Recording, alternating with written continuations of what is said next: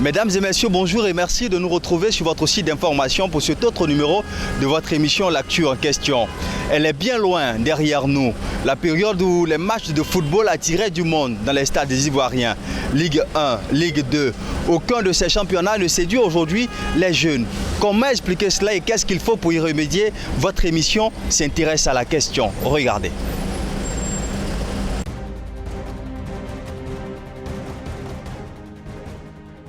Aujourd'hui, quand on a un match de ASEC Africa comme ça, il n'y a pas de publicité. On ne dit seulement qu'à la télévision et aujourd'hui, nous, les jeunes Ivoiriens, c'est rare qu'on regarde la RTI.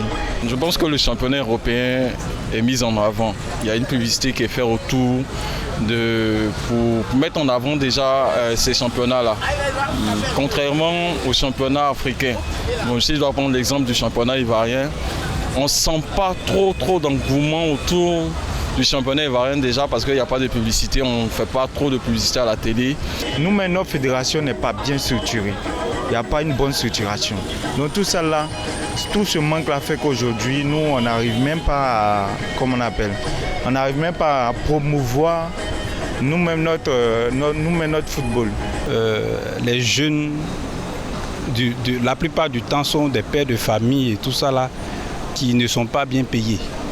Et puis aujourd'hui, c'est un peu difficile pour les jeunes d'aller comme ça au terrain, chacun se cherche et tout ça là. Donc je pense que c'est ce qui fait. Aujourd'hui, quand un jeune brille, fait une saison, la saison prochaine, il est parti. Donc ça fait qu'aujourd'hui, là, le championnat, quand tu vas regarder, c'est plus attirant. Voilà, parce que c'est plus trop ça. Les joueurs qui sont là-bas maintenant, on ne connaît pas les joueurs.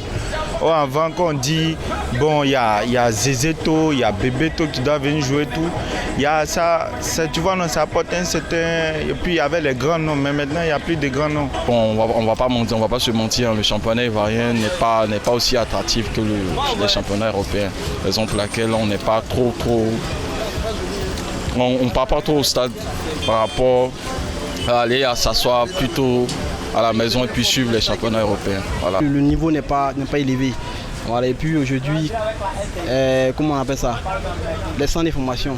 Voilà, c'est les centres d'information qui produisent avant de bons joueurs. Mais aujourd'hui, on a l'impression que c'est plus trop ça. C'est les joueurs qui viennent des centres d'information qui vont dans les grands clubs là. C'est eux qui font que le championnat ivoirien est intéressant. Donc il n'y a plus trop comment on appelle, de sérieux, on peut dire comme ça. Maintenant, par rapport au stade, c'est les moyens aussi, si on veut voir. Voilà, tu peux faire les tickets à 100 francs, sans souci, hein, vous allez voir, les stades seront remplis. Voilà, tu peux faire une politique aussi, où on peut dire, bon, toi, il y a une carte. Il y a une carte, chaque fin du mois, tu dois recharger. Que tu dois recharger, néanmoins, va au stade, il n'y a pas de problème.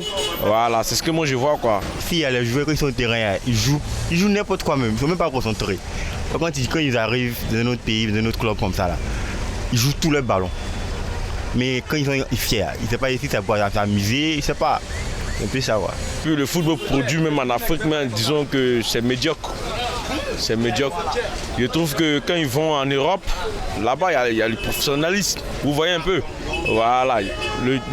On voit les systèmes de jeu, c'est développé par rapport à nous ici. Voilà. Moi, je constate que quand Intervillage même, c'est rempli que le championnat ivoirien. Actu en question s'arrête ici. Merci de l'avoir suivi et comme toujours, restez connectés à votre site d'information.